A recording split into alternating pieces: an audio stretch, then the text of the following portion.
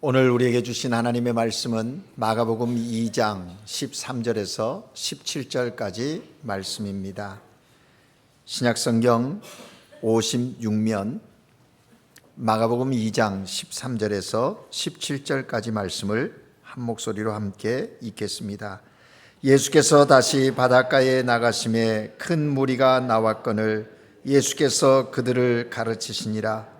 또 지나가시다가 알페오의 아들 레이가 세관에 앉아 있는 것을 보시고 그에게 이르시되 나를 따르라 하시니 일어나 따르니라. 그의 집에 앉아 잡수실 때에 많은 세리와 죄인들이 예수와 그 제자들과 함께 앉았으니 이는 그러한 사람들이 많이 있어서 예수를 따름이러라. 바리새인의 서기관들이 예수께 죄인 및 세리들과 함께 잡수시는 것을 보고 그의 제자들에게 이르되 어찌하여 세리 및 죄인들과 함께 먹는가? 예수께서 들으시고 그들에게 이르시되 건강한 자에게는 의사가 쓸데없고 병든 자에게라야 쓸데있느니라. 나는 의인을 부르러 온 것이 아니요 죄인을 부르러 왔노라 하시니라. 아멘. 시온 찬양대가 하나님께 찬양 드립니다.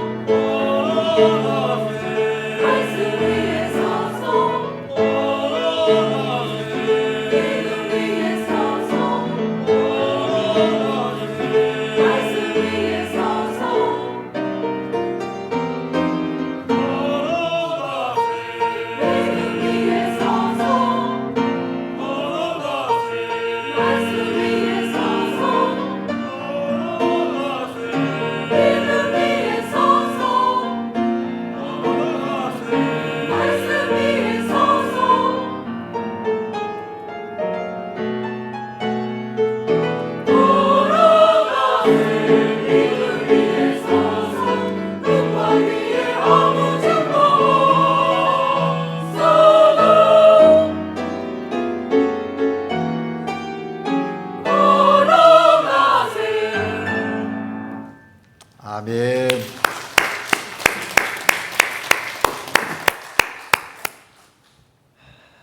계속 걸어가셔야 합니다. 걸어가시다 멈추면 안 됩니다. 믿음으로 계속 걸어가서 하나님께 영광 돌리는 복된 삶 우리 모두가 함께 살아가십시다. 오늘은 사순절 네 번째 주일입니다.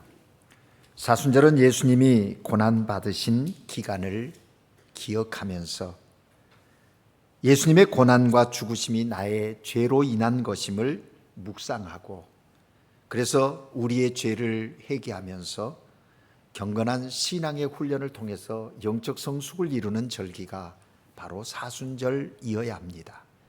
그래서 우리의 삶을 돌아보면서 회개하고 절제하면서 우리의 삶이 주님과 더 친밀해지는 그런 귀한 교회 절기가 사순절인 것입니다.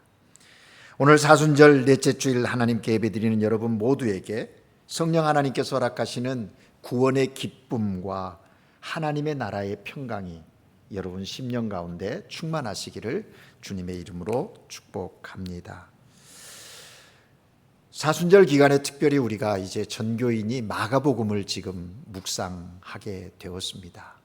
이번 주에 특별히 1장에서 3장을 묵상하시면서 주님의 복음이 어떻게 증거되어지고 있는지, 또 주님의 생애 속에 이 땅에서 하나님의 나라에 대하여 어떻게 말씀하고 계시는지 이번 사순절 기간에 마가복음을 묵상하시면서 주님과 함께 동행하는 복된 여러분들 되시기를 바랍니다.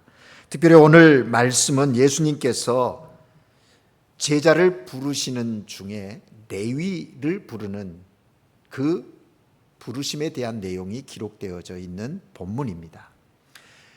본문 14절을 우리가 한번 다시 읽을까요? 14절을 같이 읽겠습니다. 또 지나가시다가 알페오의 아들 레위가 세간에 앉아 있는 것을 보시고 그에게 이르시되 나를 따르라 하시니 일어나 따르니라. 아멘. 여러분, 이 14절 말씀에서 우리가 눈여겨볼 단어가 있는데 그것은 지나가시다가 라는 단어와 보시고 라는 단어입니다. 예수님께서 공생의 기간에 참 많은 사람들과 함께 하나님의 나라에 대한 이야기를 나누십니다. 그뿐만 아니라 또 많은 기적과 이사들을 행하시지요. 바로 우리가 읽은 본문 앞에는 바로 중풍병자를 고치는 이적의 사건이 기록되어져 있습니다. 그 사건을 통해서 믿음의 중요성을 강조하셨고, 또 하나님의 그 나라의 놀라운 능력이 무엇인지를 말씀하셨던 것이지요. 그런데 이 제사함에 대한 선언을 했을 때 문제를 제기한 사람들이 예수님 곁에 있었습니다. 그런 문제에 대해서 주님은 분명히 말씀하셨지요. 인자가 땅에서 죄를 사하는 권세가 있는 줄을 너희로 알게 하려 함이다 라고 선언하시고, 그 일을 마치시고 오늘 13장에 보면 예수께서 다시 바닷가로 나가셨다 그렇게 말합니다. 왜 예수님께서 바닷가로 나가셨을까? 여러 일들을 하시다가 예수님은 우리가 복음서를 보면 잠시 한적한 곳에 가셔서 시간을 보내시는 것을 보게 됩니다. 그런데 그럼에도 불구하고 여전히 많은 무리가 예수께로 나오는 거예요. 잠시도 예수님이 이렇게 좀 쉬시는 시간, 또 기도하고 그런 시간을 주지를 않는 무리들을 봅니다. 그럼에도 불구하고 예수님께서 그들을 내치지 않으시고 받으셔서 그들과 함께 하면서 가르치셨다라는 것이 13절의 내용이지요. 그리고 이제 또라는 말을 통해서 이 가르치심과 지금 알페오의 아들 레위를 만나는 그 시간적인 차가 좀 있음을 알게 되는 것이죠. 어디냐면 이제 지나가셨다.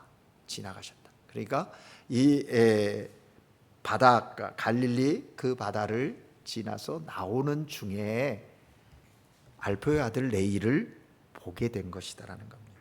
지나가다가 보셨다는 거예요. 여기에 보면 주님이 지나가시다가 세관에 앉아있는 레위를 보셨다.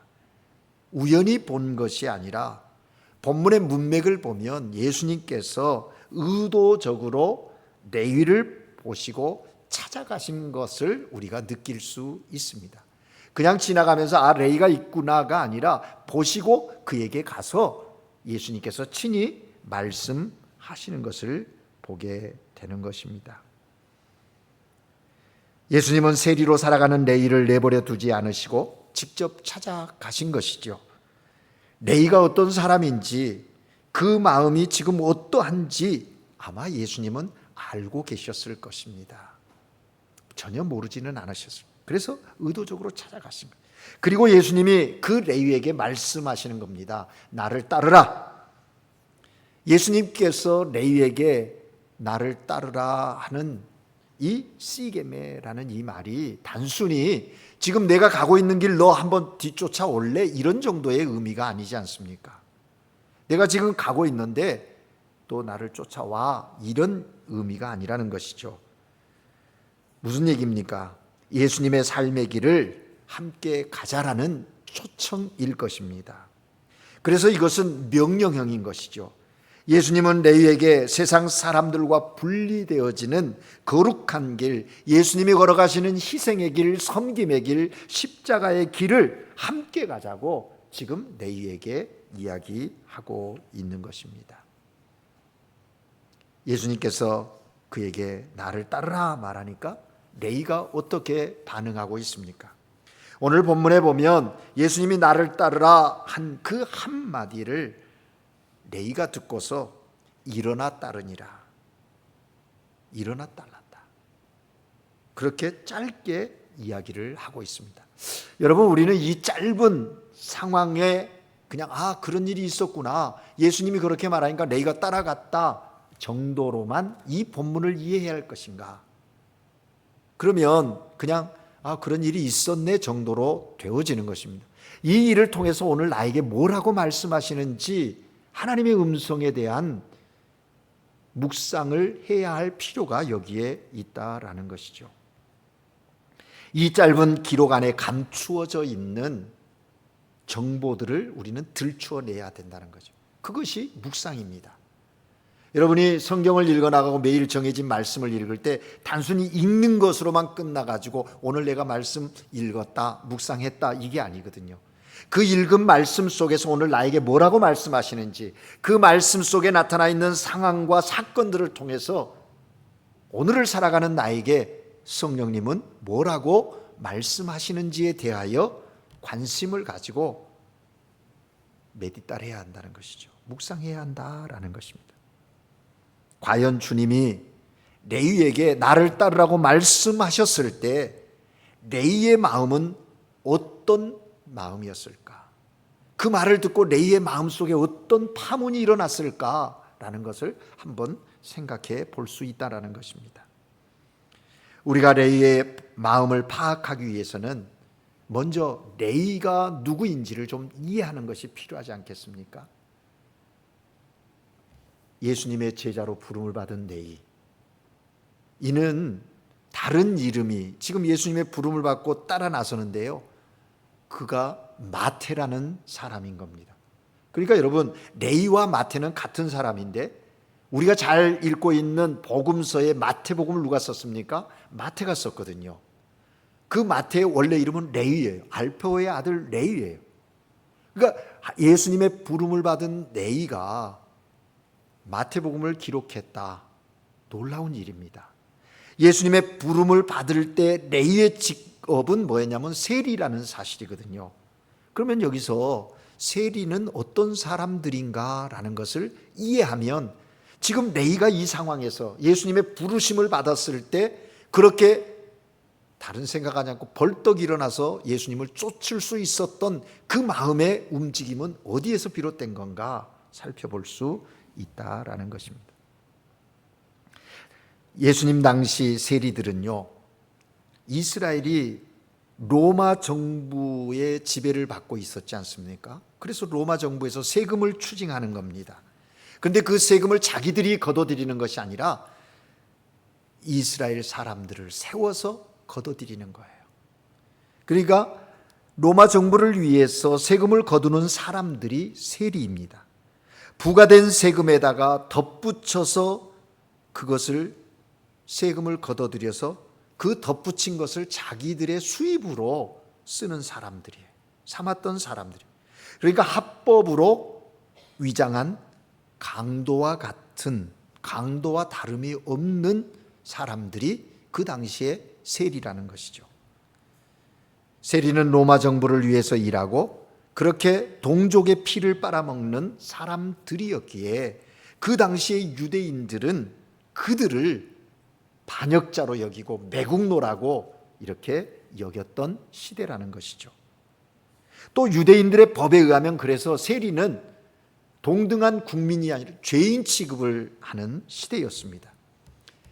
세리를 강도와 간음하는 자와 동급으로 취급하던 시대라는 것이죠.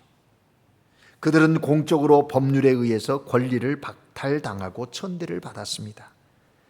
그 당시 이방 노예와 같이, 노예들과 마찬가지로 어떤 법정의 증인으로 진술을 할 수도 없는 그런 사람들이 세리였다라는 거예요. 그만큼 세리의 직업이라는 것이 그런 상황. 심지어는요, 그들이 내는 빈민 구제금, 그것도 더러운 돈이라고 받지 않는 거예요. 그만큼 세리들의 위치와 세리들에 대한 이해가 그런 상황이었다는 거죠. 이 정도 이해하고 한번 생각해 보십시다. 이런 상황 가운데서 세리로 살아가는 레위는 어떤 삶의 모습이었을까? 어쩌면 어쩔 수 없이 입에 풀칠하고 살아야 하니까 그 일을 하는 것이지 절대로 좋아서 하는 것이 아닐 수 있었겠다, 그런 생각을 합니다. 그렇지 않습니까? 형편만 되면 이 직업 빨리 때려치고 싶은 그런 마음 아니었을까? 때로는 수치심과 모멸감을 느끼면서 이 굴레에서 어서 벗어나고 싶다는 마음이 레위의 마음속에 가득하지 않았을까? 어쩌면 예수님이 바닷가에서 말씀을 가르치실 때에도 그 누구보다도 예수님의 그 말씀을 듣고 싶어 했을지도 모르겠다라는 생각이 듭니다.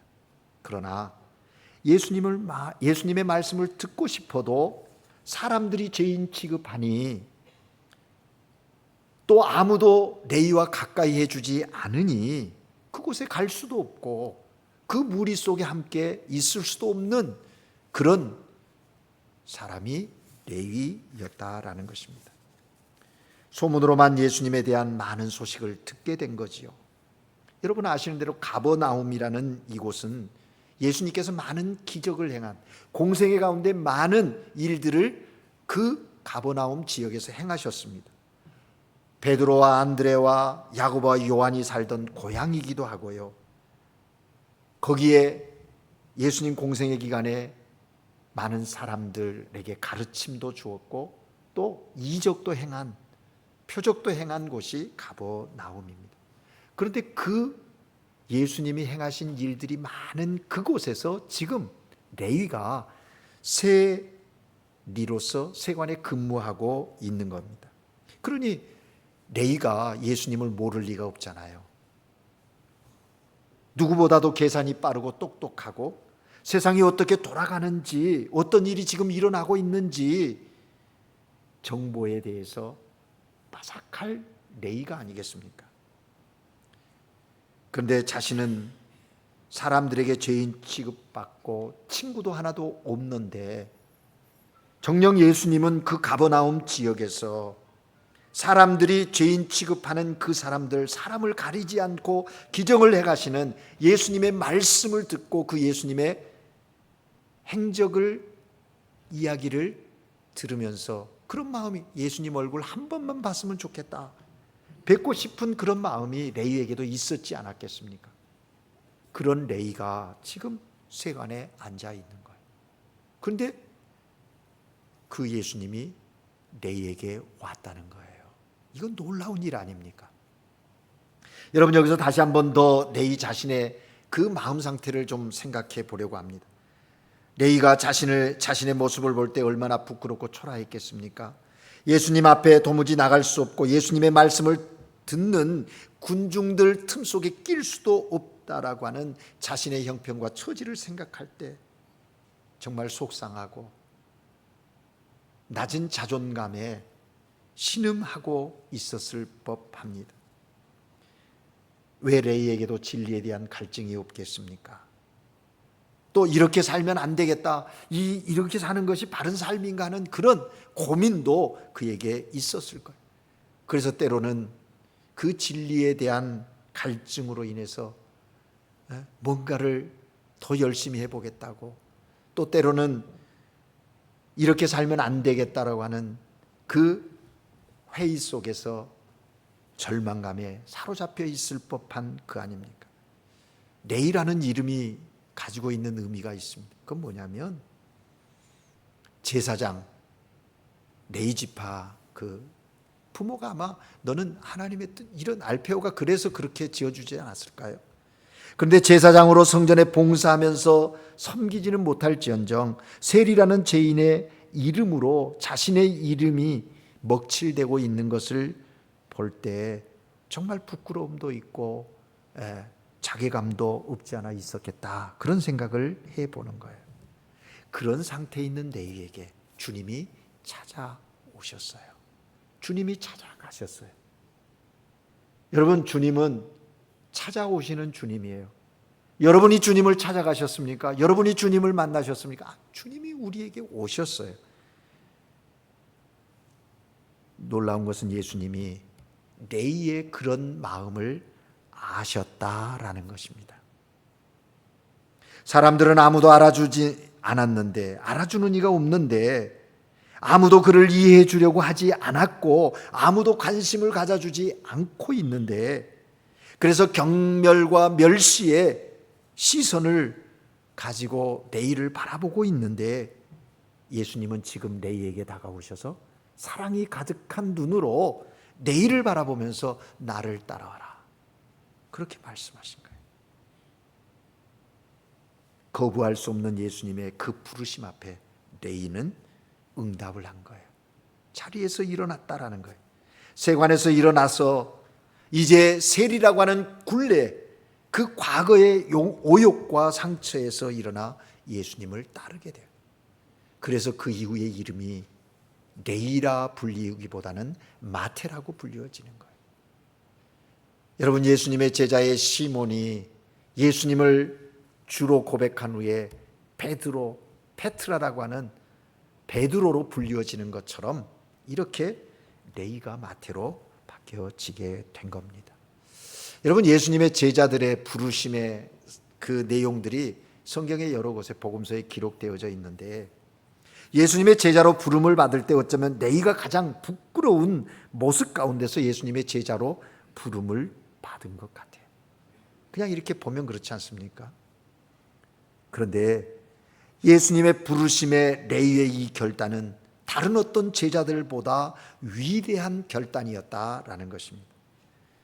베드로와 요한, 예수님이 부를 때 그 부름의 사건에 보면 배와 그물을 버려두고 예수님을 쫓았다라고 기록하고 있거든요. 예수님이 나를 따라오라, 내가 너희를 사람 낚는 어부 되게 하겠다 그랬더니 배와 그물을 놓고 예수님을 쫓았다는 거예요. 하지만 좀 더 살펴보면 그들이 버린 배와 그물은 가족 소유로 남아있는 것 아닙니까? 그래서 이후에 예수님이 십자가에 돌아가시고 난 후에 그들이 다시 고향에 가서 가족 소유로 남아있던 배와 그물을 취해가지고 또 다시 자기의 직업으로 돌아갔지 않습니까? 하지만 레이는 달랐어요. 그는 더 이상 돌이킬 수 없는 선택을 지금 하고 있는 겁니다. 그동안 자신의 밥벌이의 수단으로 여겨왔던 직업을 그만두고 다시는 세리로 되돌아가지 않는, 되돌아갈 수도 없는 그런 결단을 지금 예수님의 부름 앞에서 레이가 하고 있다라는 것입니다. 여러분, 그렇습니다. 여러분, 이러한 결단이 있으십니까? 신앙생활에 있어서 중요한 건 예수님을 만나는 거예요. 오늘 하나님께 예배드리는 여러분, 주님을 만나셨습니까? 지금도 주님과 함께 동행하고 계십니까?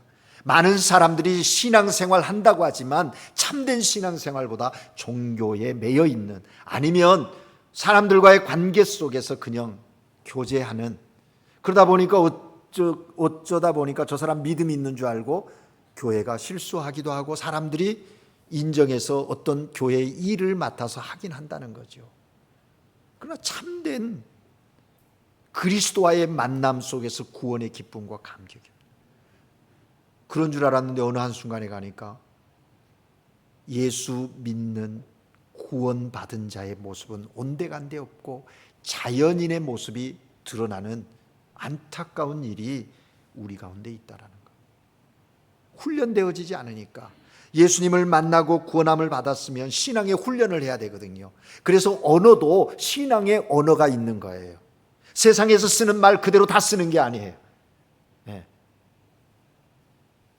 우리가 그냥 흔히 쓰던 비신앙적인 비성경적인 언어들을 서스름 없이 그냥 쓰는 거예요. 네. 이 훈련되어지지 않았기 때문에 그래요.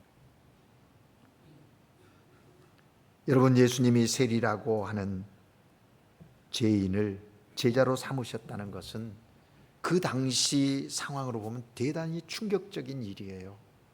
뭐 베드로, 요한을 비하하려고 하는 거 아닙니다. 그러나 그 당시에 죄인 취급되어진 자를 제자로 삼는다?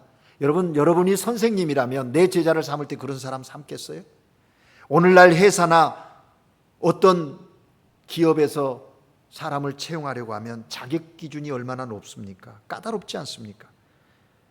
적당한 지식이 있어야 한다든지 스펙을 가지고 있어야 하고 심지어는 인물까지 보려고 들지 않습니까? 그런데 예수님은 그렇게 사람을 선택하지 않으셨어요. 죄인을 제자로 부르셨다라는 거예요. 그 부르심에 레위가 대답하는데 자신이 누구인지를 안 거예요. 내가 죄인인데 내가 예수 그리스도의 제자가 될 수 있을까? 예수님을 따를 수 있을까? 아마 자기 자신을 돌아보면서 그러한 내적인 갈등이 있었지 않았겠습니까? 그래서 조심스럽게 주님 앞에 섰을 것 같아요.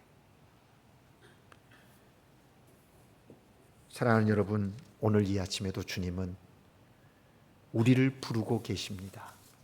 나를 따르라, 나와 함께 가자라고 부르십니다. 여러분 어떻게 반응하시겠습니까? 오늘 레위의 모습을 살펴보면서 진중하게 그 주님의 부르심에 응답할 수 있는 여러분 되시기를 주의 이름으로 축복합니다. 그리고 오늘 본문을 보면 또 하나의 장면이 펼쳐지고 있는데 15절의 말씀입니다.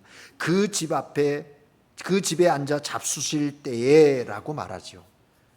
15절에 보니까 그 집에 앉아 잡수실 때에 라고 말하고 있는데 레위를 제자로 부르신 사건과는 좀 시간적인 차이가 있음을 느낄 수 있지 않습니까? 레위를 제자로 삼으시고 곧바로 레위 집으로 가셨더라면 아마 그 집에 있는 가족들만 있어야 되겠지요. 그런데 오늘 본문에 보면 그 집에 가족들만이 아니라 제자들과 그 지역의 많은 세리와 죄인들이 함께 그 집에 그 잔치에 있다라는 거예요. 그런 걸 보면 제자로 부름받은 사건의 그 이후에 이렇게 잔치가 벌어지고 있는 것을 확인할 수 있는 겁니다. 그런데 특이한 것은 그 잔치 자리에 죄인들이, 세리와 죄인들이 함께 초청되었다. 레위가 잔치를 벌였다. 그 잔치의 의미도 좀 묵상해 볼 필요가 있지 않습니까? 왜 잔치를 했을까? 그것은 아마 예수님의 부름을 받고 결단한 자신의 삶에 대한 간증일 겁니다. 주님을 만난 것에 대한 간증하기 위함일지도 모르겠어요. 또 하나라고 하는 것은 이제까지 내가 했던 것에 대한 결별을 선언하는 그런 잔치 자리가 아니었을까, 그런 생각을 해요. 또 우리가 이 잔치에 참여한 사람들, 여기 죄인들이라고 했는데 형사적인 범법자들을 이야기하는 것이 아니라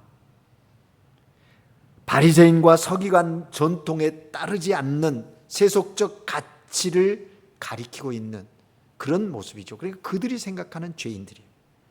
세리와 죄인들, 당시에 사회적으로 죄인 취급받았던 사람들이 지금 거기 모여 있다라는 것입니다.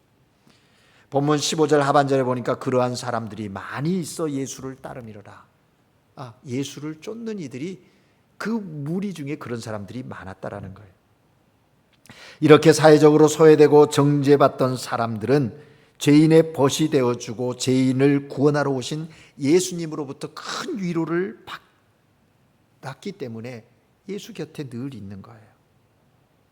그래서 식사의 자리, 죄인이 모여있는 자리가 되었다라는 거예요. 이런 소문이 퍼지니까 어떻게 됐습니까? 어김없이 그 자리를 찾아온 사람들이 누구예요? 서기관들이라고 16절에 이야기하고 있어요. 우리가 16절 말씀도 잘 주목해서 주의해서 읽어야 합니다. 대충 보면 바리새인과 서기관들이라고 읽기가 쉬워요. 왜? 성경에 보면 문구가 그렇게 많으니까. 그런데 자세히 보면 바리새인과 서기관들이 아니라 바리새인의 서기관들이라고 기록되어 있는 것을 볼 수가 있어요. 서기관 중에 대부분은 바리새파에 속한 사람들이 서기관의 일을 하고 있는. 근데 바리새라는 건 파라는 거는 뭐야? 분리시킨다 그런 의미들이 있거든요. 그들이 세리 네이 집에 찾아와서 랍비라고 하는 가르침을 베풀고 있는 예수, 그가 지금 죄인과 세리들과 함께 식사를 하고 있다는 거예요. 이 유대법에 의하면, 랍비법에 의하면 식탁의 정결법이라는 게 있거든요. 식탁에 죄인과 함께 앉아서 식사를 하면 안 된다, 그 많은 법이 있는데 지금 랍비인 예수가 그렇게 하고 있다는 것에 대해서 놀란 겁니다. 그런데 예수님에게 직접 말하지 못하고 제자들에게 불평을 털어놓는 거예요. 뭐라고 합니까? 어찌하여 세리 및 죄인들과 함께 먹느냐라고 예수님의 제자들에게 항의를 한 겁니다. 서기관들이 이런 불만 가운데 제자들에게 하는 말을 예수님이 들으신 거예요. 듣고도 못 들은 채 하실 수도 있는데 들으신 거예요. 그리고 이제 오늘 이 사건의 결론을 얘기하는 겁니다. 예수님께서 그들을 향하여 간단하게 말씀하시죠. 그래, 잘 들어라 하시면서 말씀하신 게 17절이에요. 우리 17절을 같이 한번 읽겠습니다. 시작. 건강한 자에게는 의사가 쓸데없고 병든 자에게라야 쓸데있느니라. 나는 의인을 부르러 온 것이 아니요 죄인을 부르러 왔노라. 아멘. 예수님은 그들을 향하여 말씀하세요. 내가 이 세상에 온 이유와 목적이 뭔지를 명확하게 여기서 선언하시는 겁니다. 밝히고 계시는 거예요. 건강한 자, 병든 자, 의인과 죄인을 서로 대조시키면서 예수님이 이 땅에 오신 이유와 목적이 여기 있다는 겁니다. 그런데 사실 우리가 여기서 잘 보면 건강한 자와 의인을 가리키는 것은 바리새인과 서기관들이고, 그런데 사실 바리새인과 서기관들이 의인이고 건강한 자입니까? 엄밀히 따지면 저들도 병든 자이고 죄인인 거예요. 그래서 여기서 보면 자칭이라는 말을 붙여야 맞아요. 자칭 의인이라고 주장하고 자칭 건강하다고 하는 너희들, 지금 그러면서 예수님이 이게 의사로 자신을 비유하고 계시지 않습니까? 그렇습니다. 여러분, 이 땅에 예수님이 필요 없는 사람은 아무도 없어요. 성경에 말씀하신 대로 의인은 없나니 하나도 없어요. 모두가 다 죄인. 왜 모두가 다 죄인입니까? 죄인이 자기가 죄인인 줄 알고 있는 죄인이 있고 자기가 죄인이면서도 죄인인지 모르는 죄인이 있는 것뿐이에요. 예수 그리스도를 만나서 우리의 죄의 문제가 해결되어지면 의롭다 함을 얻은 죄인이 우리인 거예요. 예수님은 죄인을 구원하러 이 땅에 오셨다라고 분명히 말씀하십니다. 이제 좀 말씀을 정리하며 들어가려고 합니다. 오늘 우리는 본문 말씀을 통해서 예수님이 우리를 찾아와 주시는 분이심을 레위를 찾아가시는 예수님의 모습 속에서 확인했습니다. 모든 사람들이 레위를 죄인으로 취급했지만 예수님은 레위를 정죄하지 않으셨고 율법의 시각으로 그를 바라보지도 않으셨고 사랑의 시각으로 그를 바라보시면서 앞으로 바뀌어질 그의 모습을 바라보시면서 예수님이 레위를 부르셨어요. 그래서 레위가 마태가 되었고 그 마태가 정말 세리였던 마태가 신학자가 되어서 그 어느 성경보다도 더 논리적이고 더 구약에 애원되어진 말씀을 통해서 하나님의 복음을 전한 그런 제자가 되어진 것이지요. 그처럼 우리가 예수님 앞에 나갈 때, 용기가 없을 때에도, 예수님 앞으로 나가지 못하고 머뭇거리고 있을 때도 예수님은 먼저 우리에게 다가오시는 분이세요. 찾아오시는 분이세요. 그리고 우리를 정죄하지도 아니하시고, 우리의 현재 모습이 아니라 우리가 그리스도 안에서 앞으로 빚어져 갈, 되어져 갈 우리의 모습을 보시면서 따라오라고 부르시는 하나님이시라는 거예요. 그래서 우리는 그 주님을 구주로 믿고 고백하는 것입니다. 그렇습니다, 여러분. 우리에게는 바로 이 예수님이 구주이시고, 예수님이 매일매일 우리와 동행하는 그런 삶의 기쁨을 가지고 살아야 하는 거예요. 그래서 우리는 매 순간마다 내임을 고백하면서, 예수님은 우리가 죄인임을 고백하면 그 고백한 우리를 그 모습 그대로 받으셔서 주님이 원하시는 대로 빚어내는 그런 역사가 우리의 삶 가운데 있게 된다는 거죠. 바라기는 사순절을 보내는 우리 모두가 죄인을 부르기 위해 이 땅에 오신 예수님의 은혜를 되새기면서 예수님 앞에 우리의 죄인됨을 고백하고 나아감을 통해서 예수님의 치유하심을 경험하고, 레위가 마태가 되었던 것처럼 그리스도 안에서 우리를 통해서 일하시는 새 역사를 경험하는 하나님의 사람들이 되어지기를 주의 이름으로 축복합니다. 예수님의 그 부르심에 응답하는 하나님의 사람들 되십시다. 주님이 매 순간 우리를 찾아오시고 우리를 부르셔요. 이 말을 하면, 내가 예수님을 고백하는 주님이 내 안에 내주에 계시는데, 맞아요. 내주에 계신 함께 하신 하나님이 나의 삶 전체를 지배하실 수 있도록, 다스리실 수 있도록, 통치하실 수 있도록 매 순간 주님은 나의 주인이십니다 고백하고 하루를 시작하고, 어떤 일을 하든지 그 마음 가다듬고 주님 앞에 서서 믿음의 길을 간다면, 그 어느 때보다도 이번 사순절이 영적 성숙을 이루는 절기이고 하나님의 뜻을 이루어가는 인생의 복됨이 우리 모두에게 있게 될 줄로 믿습니다. 그러한 삶 되시기를 주의 이름으로 축복합니다. 기도하겠습니다. 사랑의 하나님 아버지, 우리의 삶에 찾아오신 주님, 우리의 형편과 처지를 알고 부르시는 주님의 음성에 잘 응답할 수 있는 겸손함이 있게 하여 주시옵소서. 그래서 주님이 우리의 삶을 이끄시고 우리를 통해서 일하실 때 하나님의 영광이 나타나고 하나님의 선하심을 맛보는 주님과 하나됨의 삶의 은혜가 우리 모두에게 있게 하시고, 주님 맡겨주신 일에 헌신할 수 있는 하나님의 사람들 되게 하시옵소서. 예수님의 이름으로 기도합니다. 아멘.